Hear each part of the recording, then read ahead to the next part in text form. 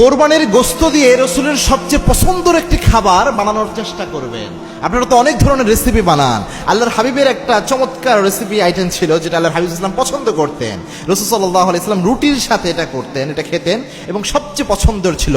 আয়েশা রাদিয়াল্লাহু তাআলা আনহা এটার ব্যাপারে একটা ফজিলত বর্ণনা করেছেন যে ফাদলুল আয়েশা আলাল নিসা কা ফাদলিল সারিদু আলা সাইর তাআম, অর্থাৎ আয়েশা রাদিয়াল্লাহু তাআলা আনহার মর্যাদা বর্ণনা করতে যে এরকম এসেছে যে সারিদ যেমন সব খাবারের উপর মর্যাদা রয়েছে, আয়েশা রাদিয়াল্লাহু তাআলা আনহা নারীদের উপর এমন মর্যাদা এরকম পাওয়া যায়। মানে সারিদের যে গুণাগুণ খাবারের মধ্যে এটাই হাদিসে ইঙ্গিত আছে। আবার আল্লাহর হাবিব সাল্লাল্লাহু আলাইহি ওয়াসাল্লামের একটা বর্ণনা পাওয়া যায়। আল্লাহর হাবিব সাল্লাল্লাহু আলাইহি ওয়াসাল্লামকে একবার দাওয়াত দেওয়া হলো, আল্লাহর হাবিবের সামনে গোশত দেওয়া হলো এবং রুটি দেওয়া হলো।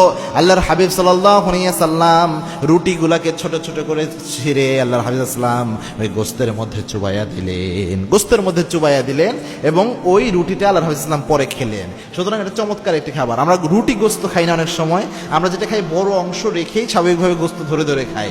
তো রসুলের পছন্দ ছিল অন্যভাবে। আল্লাহর হাবিব যেভাবে খেতেন একবার খেয়ে দেখেন, অনেক সুস্বাদু এটা।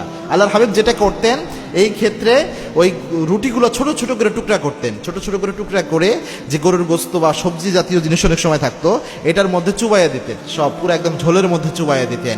অল্প মশলা জাতীয় তরকারি এটার মধ্যে চুবাইয়া দিয়ে অনেকক্ষণ কিছুক্ষণ রাখতেন। রাখার পর যখন একদম নরম হয়ে যেত, মিক্সআপের মতো হয়ে যেত তরকারির সাথে, এবং গোস্তরিটা মোটামুটি নরম রাখলে এটার সাথে যখন মিক্সআপের মতো হয়ে যাবে, আপনি যখন ওটা আলাদাভাবে খাবেন তখন মনে হবে একটু ভিন্ন টাইপের টেস্ট আপনি অনুভব করছেন।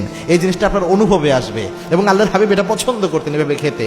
আবার রাসূল সাল্লাল্লাহু আলাইহি ওয়াসাল্লামের সামনে লাউ গোশত দিলে আল্লাহর হাবিব লাউ এখান থেকে বেছে খেতেন। আবার আল্লাহর রাসূল সাল্লাল্লাহু আলাইহি ওয়াসাল্লাম অনেক সময় খেজুর যেটা করতেন, দুধের মধ্যে খেজুর চুবাইয়া দিতেন, চুবাইয়া দিয়া কিছুক্ষণ রাখতেন, পরে ওইটা খাইতেন। এইভাবে আল্লাহর হাবিব সাল্লাল্লাহু আলাইহি ওয়াসাল্লাম চমৎকারভাবে নতুন একটা রেসিপির মতো করে নিয়ে এসে আল্লাহর হাবিব সাল্লাল্লাহু আলাইহি ওয়াসাল্লাম ইউনিকভাবে কিছু খাবার খেতেন। সুবহানাল্লাহি বিহামদিহি। এত রুচিকর একজন মানুষ ছিলেন মুহাম্মদ সাল্লাল্লাহু আলাইহি ওয়াসাল্লাম।